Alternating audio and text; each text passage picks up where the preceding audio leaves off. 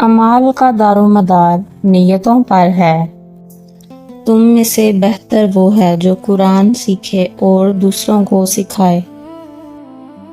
तुम में से मेरे नज़दीक सबसे प्यारा वो है जिसके अखलाक सबसे अच्छे हैं।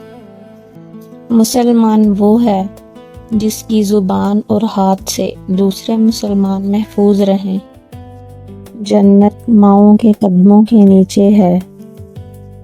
तुम में से कोई उस वक्त तक मोमिन नहीं हो सकता जब तक वो अपने भाई के लिए भी वही पसंद ना करे जो अपने लिए करता है। ताकतवर वो नहीं जो कुश्ती में जीत जाए, बल्कि ताकतवर वो है जो गुस्से के वक्त अपने आप पे काबू रखे। अपने भाई के सामने मुस्कुराना भी एक सदका है। पाकीज़गी आधा ईमान है। किसी भी नेकी को छोटा मत समझो, चाहे वो अपने भाई से मुस्कुरा कर मिलना ही क्यों ना हो।